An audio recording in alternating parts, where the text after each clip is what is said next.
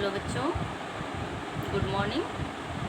हम लोग इतिहास में संविधान का निर्माण नामक चैप्टर का अध्ययन कर रहे थे, जिसके अंतर्गत हम लोगों ने संविधान के महत्व, संविधान निर्माण से पूर्व की घटनाओं के विषय में तथा संविधान सभा के गठन के विषय में पिछले वीडियो के माध्यम से जानकारी प्राप्त की थी।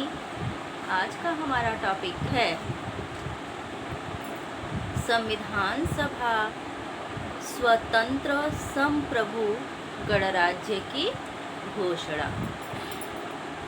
तो पिछले वीडियो के क्रम को जोड़ते हुए हम आगे बढ़ेंगे। बच्चों, संविधान सभा का गठन, जैसा कि हमने आप लोगों को बताया था कि कैबिनेट मिशन की संस्तुति पर सन 1946 में संविधान सभा का गठन किया गया और संविधान निर्माण के लिए विभिन्न समितियां बनाई गई थी, जिनमें प्रारूप समिति थी, उसके अध्यक्ष थे डॉक्टर भीमराव अंबेडकर और संविधान सभा के अध्यक्ष, स्थायी अध्यक्ष थे डॉक्टर राजेंद्र प्रसाद। और जवाहरलाल नेहरू ने उद्देश्य प्रस्ताव रखा था, यानी प्रस्तावना जो है संविधान की, उसका प्रस्ताव जवाहरलाल नेहरू द्वारा रखा गया था और उद्देश्य प्रस्ताव प्रस्तुत किया गया था। साथ ही नेहरू जी द्वारा राष्ट्रीय ध्वज का प्रारूप भी प्रस्तुत किया गया और इस प्रारूप के अनुसार राष्ट्रीय ध्वज में क्या रहेगा? केसरिया सफ़ेद और गहरे हरे रंग की 3 बराबर चौड़ाई वाली पट्टियों का तिरंगा झंडा होगा, जिसके बीच में नीले रंग का चक्र होगा। वल्लभ भाई पटेल ने संविधान से संबंधित रिपोर्टों के प्रारूप तैयार कराए और परस्पर विरोधी विचारों के बीच सहमति तैयार कराने का महत्वपूर्ण कार्य सरदार वल्लभ भाई पटेल के द्वारा किया गया। और जैसा कि हम कई बार बता चुके हैं, ये इम्पॉर्टेंट क्वेश्चन है, इसलिए फिर बता रहे हैं बच्चों कि डॉक्टर राजेंद्र प्रसाद संविधान सभा के स्थायी अध्यक्ष नियुक्त किए गए और संविधान सभा में होने वाली चर्चाओं को एक रचनात्मक दिशा में ले जाना और सभी सदस्यों को सभा में अपनी बात कहने का अवसर प्रदान करने की जिम्मेदारी डॉक्टर राजेंद्र प्रसाद ने निभाई। और संविधान सभा की पहली बैठक जो हुई थी 9 दिसंबर 1946 में हुई थी बच्चों, और डॉक्टर राजेंद्र प्रसाद से पूर्व 2 दिन तक संविधान सभा की बैठकों का नेतृत्व डॉक्टर सच्चिदानंद सिन्हा ने संभाला था और डॉक्टर सच्चिदानंद सिन्हा संविधान सभा के अस्थायी सदस्य थे। तीसरे दिन डॉक्टर राजेंद्र प्रसाद को संविधान सभा का स्थायी अध्यक्ष नियुक्त किया गया था। तो इस प्रकार डॉक्टर राजेंद्र प्रसाद संविधान सभा के अस्थायी अध्यक्ष और डॉक्टर सच्चिदानंद सिन्हा संविधान सभा के अस्थायी अध्यक्ष और डॉक्टर राजेंद्र प्रसाद संविधान सभा के स्थायी अध्यक्ष थे। और डॉक्टर भीमराव अंबेडकर, जो विभिन्न समितियां बनाई गई थी संविधान निर्माण के लिए बच्चों, उसमें प्रारूप समिति का विशेष महत्व है और प्रारूप समिति के अध्यक्ष थे डॉक्टर भीमराव अंबेडकर। तो अंबेडकर ने तत्कालीन विधि मंत्री के साथ ही सभा की प्रारूप समिति यानी ड्राफ्टिंग कमेटी के अध्यक्ष के रूप में कार्य किया। 29 अगस्त 1947 को संविधान सभा ने डॉक्टर भीमराव अंबेडकर की अध्यक्षता में प्रारूप समिति का गठन किया था। तो प्रारूप समिति का गठन कब हुआ? 29 अगस्त 1947 में। जो विभिन्न समितियां गठित हुई थी, एक ही साथ नहीं गठित हुई थी, बल्कि अलग अलग डेट में, अलग अलग सन में गठित हुई थी। प्रारूप समिति में डॉक्टर भीमराव अंबेडकर को छोड़कर कुल 6 सदस्य जो थे वो थे K M Munshi, Alladi Krishnaswami Ayyar, T Krishnamachari, M Gopalaswami Ayyangar और सैयद मोहम्मद सादुल्ला एवं एन माधव राव थे। यानी प्रारूप समिति में अंबेडकर को लेकर के कुल 7 सदस्य थे और इस समिति का प्रमुख उद्देश्य संविधान निर्माण हेतु प्रारूप का निर्माण करना था। तो संविधान बनाने के लिए प्रारूप का निर्माण करना प्रारूप समिति का मुख्य उद्देश्य था। और इस डॉक्टर और इसके अतिरिक्त BN राव भारत सरकार के संवैधानिक सलाहकार तथा SN मुखर्जी मुख्य योजनाकार थे। तो भारत सरकार के संवैधानिक सलाहकार कौन थे? BN राव और योजनाकार थे SN मुखर्जी। संविधान के प्रारूप को पारित कराने में 3 वर्ष का समय लगा और इस पर की गई चर्चाओं के मुद्रित रिकॉर्ड 11 खंडों में प्रकाशित किए गए थे। तो बच्चों, इस प्रकार विभिन्न समितियों द्वारा संविधान लिखना प्रारंभ हुआ। अब संविधान सभा स्वतंत्र संप्रभु गणराज्य की घोषणा, संविधान सभा द्वारा क्या किया गया? स्वतंत्र संप्रभु गणराज्य की घोषणा की गई। और यह किस प्रकार किया गया, किसके नेतृत्व में किया गया बच्चों? तो पंडित जवाहरलाल नेहरू द्वारा 13 दिसंबर 1946 को संविधान सभा के समक्ष उद्देश्य प्रस्ताव प्रस्तुत किया गया, जैसा कि अभी हम ऊपर पढ़ के सुनाए आप लोगों को। इस प्रस्ताव में भारत को स्वतंत्र संप्रभु गणराज्य घोषित किया गया। यह प्रस्ताव एक ऐतिहासिक प्रस्ताव था जिसमें संविधान के मूल आदर्शों की रूपरेखा प्रस्तुत की गई थी और इसमें जनता को न्याय, समानता व स्वतंत्रता का वचन दिया गया था। एक बार फिर से सुन लीजिए बच्चों कि पंडित जवाहरलाल नेहरू ने संविधान सभा के प्रथम अधिवेशन 13 दिसंबर 1946 को जो उद्देश्य प्रस्ताव प्रस्तुत किया उसमें निहित भावों के आधार पर ही संविधान की प्रस्तावना तैयार, प्रस्तुत और स्वीकृत की गई। उल्लेखनीय है कि भारत के भावी संविधान की रूपरेखा के बारे में पंडित नेहरू ने गांधी जी द्वारा 1931 में दूसरे गोलमेज सम्मेलन के लिए जाते समय व्यक्त विचारों के आधार पर उद्देश्य प्रस्ताव तैयार कर प्रस्तुत किया था। उन्होंने यानी जवाहरलाल नेहरू ने कहा था कि मैं भारत के लिए एक ऐसा संविधान लाने का प्रयास करूंगा जो उसे दासता से मुक्त करे, सभी अधिकार दे, ऐसी व्यवस्था करे जिसमें ऊंच नीच का कोई भेद न हो, सभी संप्रदाय के लोग मिलकर रहें, छुआछूत का कोई स्थान न हो, नशीली पदार्थ जैसे मदिरा के लिए कोई स्थान न हो, शोषण न हो तथा पूरे विश्व के साथ शांतिपूर्ण संबंध हो। उनके इन्हीं विचारों को आधार मानकर संविधान की प्रस्तावना तैयार और स्वीकृत की गई थी। तो महात्मा गांधी जी का जो स्वप्न था कि उनका भारत, स्वतंत्र भारत कैसा हो, उनके स्वप्नों को साकार करने के लिए जवाहरलाल नेहरू द्वारा 13 दिसंबर 1946 को उद्देश्य प्रस्तावना प्रस्तुत किया गया।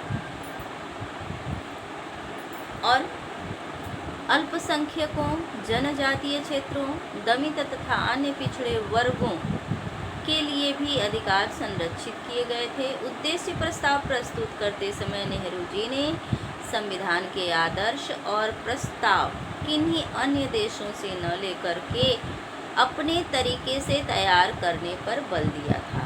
यानी जैसा कि हम सभी जानते हैं, भारतीय संविधान में विभिन्न देशों के संविधानों से विभिन्न प्रावधानों को लिया गया है, संग्रहित किया गया है, संकलित किया गया है, किंतु प्रस्तावना में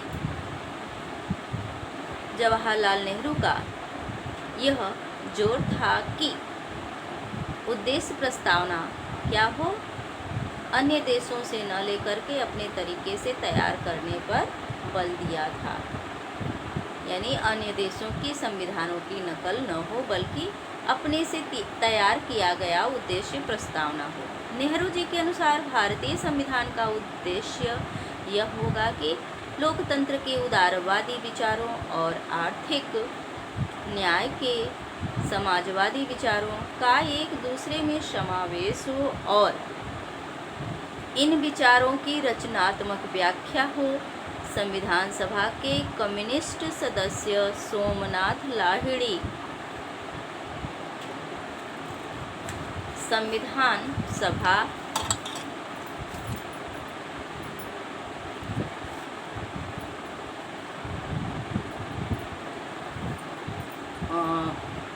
को अंग्रेजों द्वारा निर्मित की गई संस्था मानते थे। कौन मानता था? सोमनाथ लाहिड़ी, जो क्या थे? समाजवादी नेता थे। वो संविधान सभा को अंग्रेजों द्वारा स्थापित निर्मित की गई संस्था मानते थे। उन्होंने सभा के सदस्यों तथा आम भारतीयों को साम्राज्यवादी शासन से प्रभावित न होने की सलाह दी थी। जवाहरलाल नेहरू यह मानते थे कि संविधान सभा का गठन अंग्रेजों के सहयोग से हुआ और उन्होंने सभा की कार्यप्रणालियों पर कुछ शर्तें भी थोप दी थी। फिर भी हमें उस स्रोत को नज़रअंदाज नहीं करना चाहिए जहां से इस सभा को शक्ति मिल रही है। यानी जवाहरलाल नेहरू अंग्रेजों का सपोर्ट चाहते थे संविधान निर्माण में और संविधान सभा आकांक्षाओं की अभिव्यक्ति। तो संविधान सभा जो थी,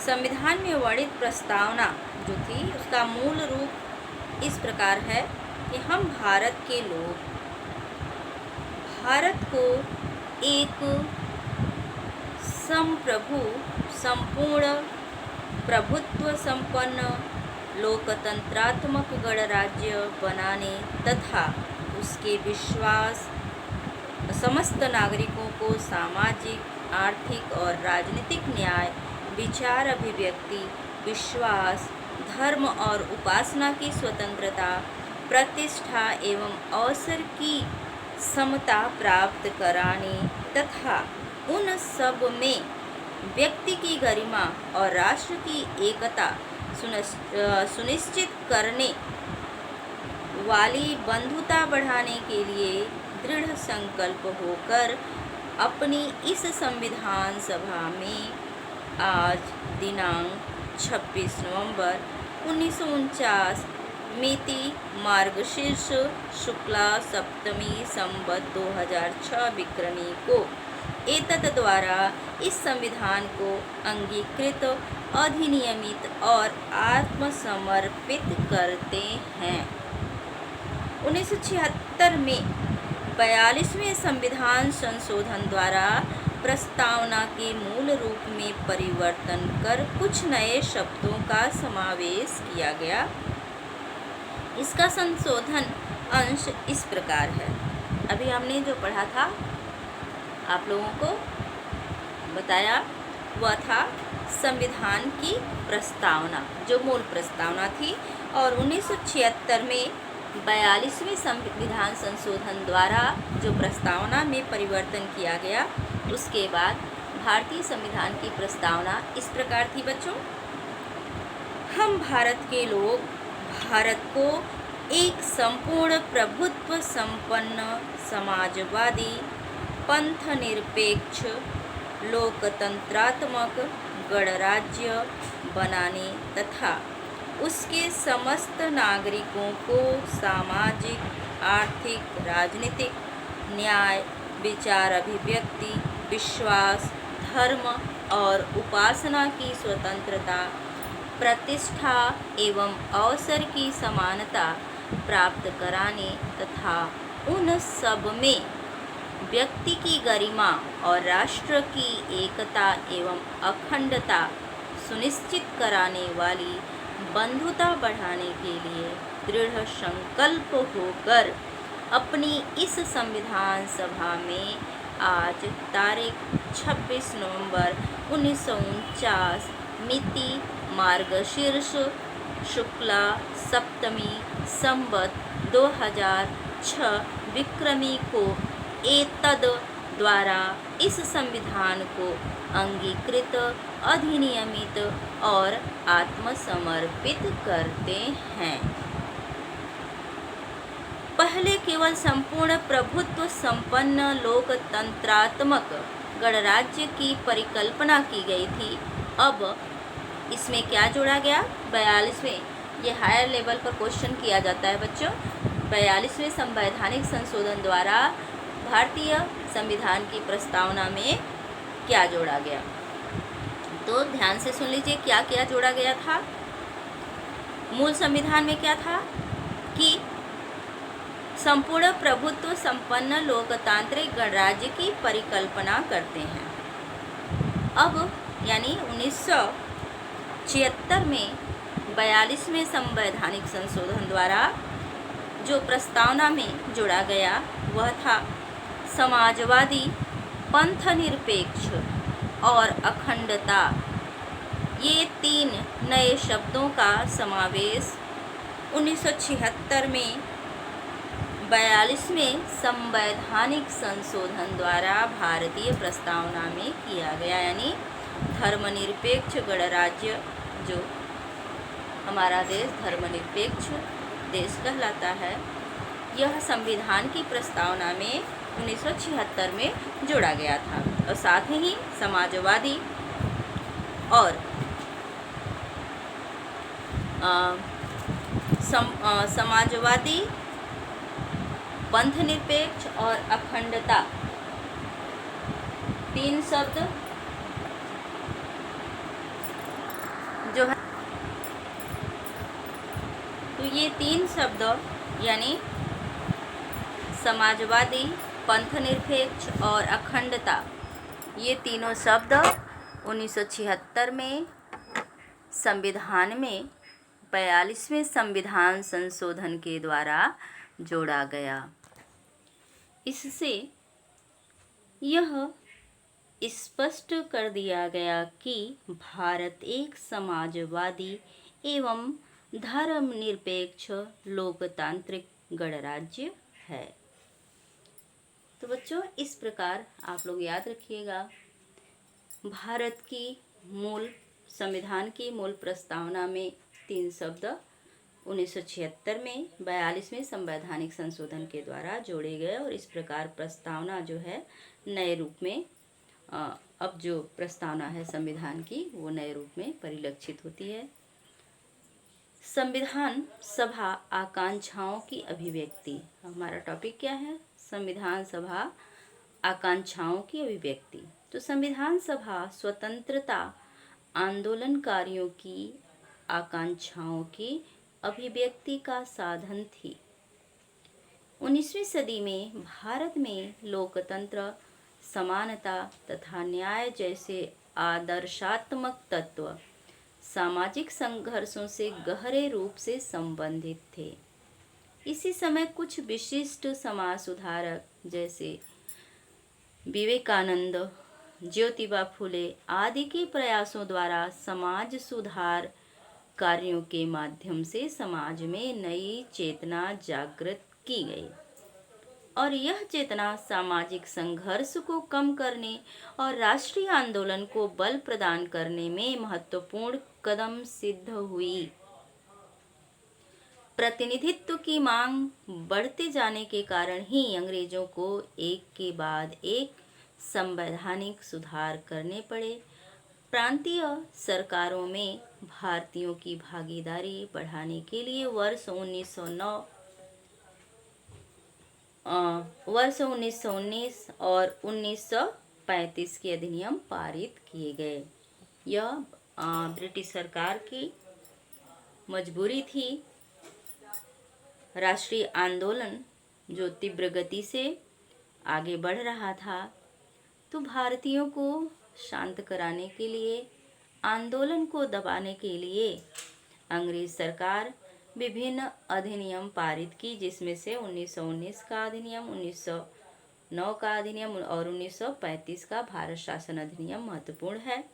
और 1919 में कार्यपालिका को आंशिक रूप से प्रांतीय विधायिका के प्रति उत्तरदायी बनाया गया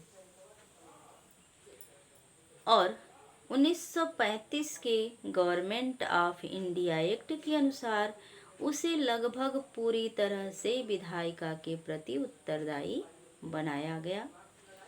वर्ष 1935 के गवर्नमेंट एक्ट के अंतर्गत वर्ष 1937 के चुनाव में कांग्रेस को 11 में से 8 प्रांतों में सरकार बनाने का अवसर भी मिल गया।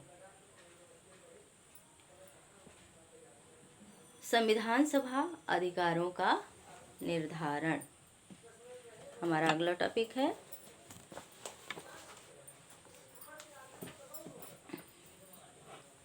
संविधान सभा अधिकारों का निर्धारण।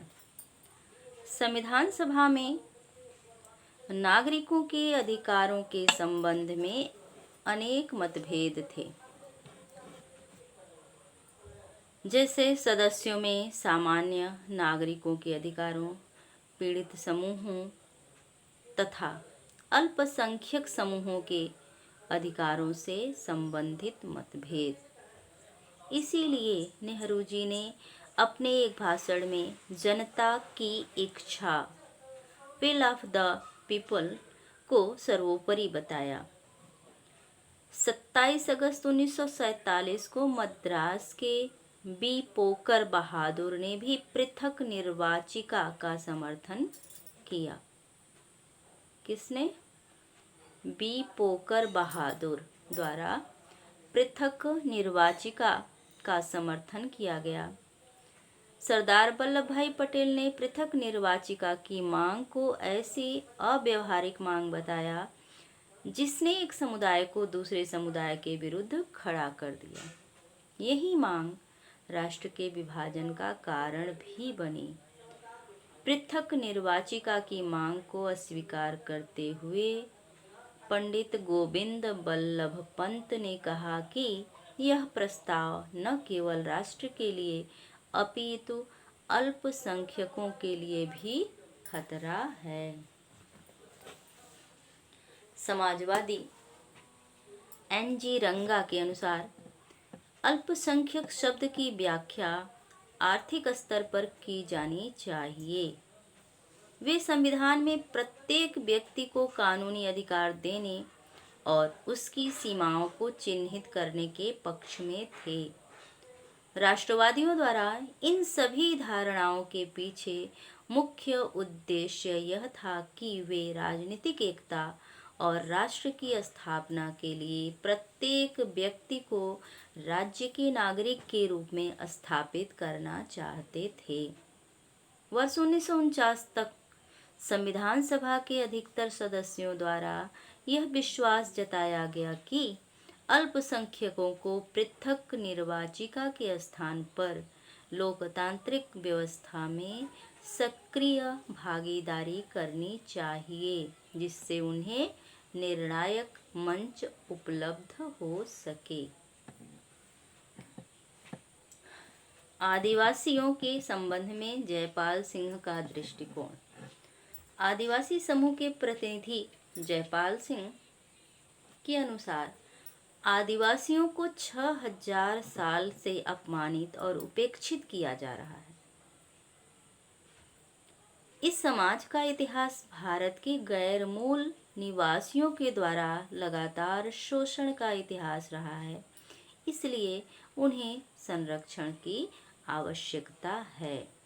जयपाल सिंह ने विधायिका में आदिवासियों के लिए सीटों के आरक्षण पर बल दिया, जिससे उन्हें सम्मान और अवसर मिल सके। बच्चों, इस प्रकार हम देखते हैं कि संविधान की जो विभिन्न समितियां बनी थी, उनके द्वारा सभी वर्गों के पक्षों को, सभी वर्गों के लोगों को अपने वर्ग के समस्याओं को रखने का अवसर प्रदान किया गया और लोगों ने अपने पक्ष रखे और उसमें सुधार किया गया। और जैसा कि अभी आपने पढ़ा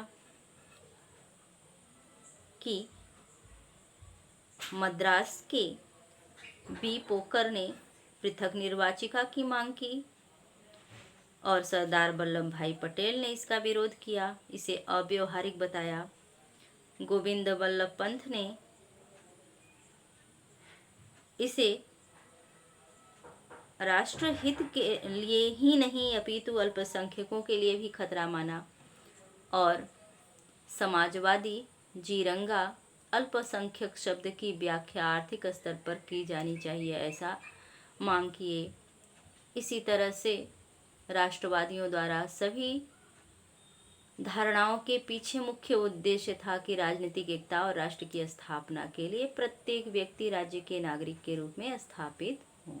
तब राष्ट्रवादी यह चाहते थे कि सभी लोगों से संबंधित समस्याओं को सुना जाए, समझा जाए और उसके समाधान के लिए उनके सुझाव लिया जाए और इसके पश्चात संविधान में समाहित किया जाए। तो इस प्रकार विभिन्न वर्गों के, विभिन्न समूहों के लोगों ने, प्रतिनिधियों ने अपने समूह की समस्याओं को संविधान सभा के समक्ष रखा और जैसा कि हम लोगों ने अभी विभिन्न टॉपिकों के अंतर्गत अध्ययन किया। अब हमारा अगला टॉपिक है संविधान सभा में दमित जातियों के लिए पृथक निर्वाचिका। तो राष्ट्रीय आंदोलन के समय अंबेडकर ने दमित जातियों के लिए पृथक निर्वाचिका की मांग की थी, जैसा कि आप लोगों ने गांधी जी और राष्ट्रीय आंदोलन नामक चैप्टर के अंतर्गत पढ़ा है। लेकिन महात्मा गांधी ने इसका विरोध यह कहकर किया कि इससे ये समुदाय शेष समाज से हमेशा के लिए अलग हो जाएंगे। दमित जातियों ने अपने पिछड़ेपन और अपंगता के लिए सामाजिक कानूनों और मान्यताओं को जिम्मेदार ठहराया और इन जातियों ने संरक्षण और बचाव के हल को पर्याप्त नहीं माना। अंबेडकर ने भी बंटवारे की हिंसा के बाद पृथक निर्वाचिका की मांग छोड़ दी थी। जब गांधी जी और अंबेडकर में समझौता हुआ तो अंबेडकर ने पृथक निर्वाचिका की मांग को छोड़ दिया। अतः इस मुद्दे पर संविधान सभा में अधिक वाद विवाद किया गया। पिछड़े वर्गों का कहना था कि उच्च समाज उनकी सेवाएं एवं श्रम का तो प्रयोग करता है, किंतु उनके साथ सार्वजनिक सामाजिक संबंध स्थापित नहीं करता है। मद्रास के सदस्य जे नागप्पा ने स्पष्ट किया कि वे अल्पसंख्यक नहीं हैं, क्योंकि वे जनसंख्या के लगभग 20 से 25% भाग का निर्माण करते हैं। लेकिन उनकी समस्याओं का मूल कारण उन्हें समाज एवं राजनीति से एक ओर रखा जाना था। वे न तो शिक्षा प्राप्त कर सके और न ही शासन में भागीदारी कर सके। तो मध्य प्रांत के श्री के.जे. खांडेलकर ने स्वर्ण बहुमत वाली संविधान सभा को संबोधित करते हुए कहा कि हमें हजारों वर्षों तक दबाया गया है। इस हद तक दबाया गया कि हमारा दिमाग, हमारी देह काम नहीं करती और अब हमारा हृदय भी भाव शून्य हो चुका है और ना ही हम आगे बढ़ने योग्य रह गए हैं। यही हमारी स्थिति है। अंततः संविधान सभा ने कुछ महत्वपूर्ण सुझाव दिए जो इस प्रकार हैं। तब विभिन्न जातियों के, वर्गों के प्रतिनिधियों के मतों को जानने के बाद, समझने के बाद, सुनने के बाद संविधान सभा द्वारा जो निर्णय लिया गया, सुझाव प्रस्तुत किया गया, वह इस प्रकार है। पहला है, दमित जातियों के साथ मेल जोल बढ़ाने के लिए अस्पृश्यता का उन्मूलन किया जाए। इसी आधार पर अस्पृश्यता निवारक अधिनियम बना है। हिंदू मंदिरों में दमित जातियों को प्रवेश दिया जाए। पहले क्या था बच्चों कि मंदिरों में कुछ अस्पृश्य समझी जाने वाली जातियों को प्रवेश नहीं मिलता था। अब संविधान सभा द्वारा यह तय किया गया कि हिंदू मंदिरों में दमित जातियों को प्रवेश दिया जाए। विधायिकाओं और सरकारी संस्थानों में निम्न जातियों के लिए सीटें आरक्षित की जाएं। तो इस प्रकार हम देखते हैं कि संविधान सभा में दमित जातियों के पृथक निर्वाचन की मांग को ठुकरा दिया गया, उनके सुझाव को सुना गया और इसके पश्चात उन्हें समाज की धारा से जोड़ने के लिए उनके मांगों को जो जायज़ थी उन्हें स्वीकार किया गया और संविधान में स्थान दिया गया। अब हमारा अगला टॉपिक है संविधान सभा में शक्ति विभाजन, जिस पर हम अगले वीडियो में प्रकाश डालेंगे। धन्यवाद।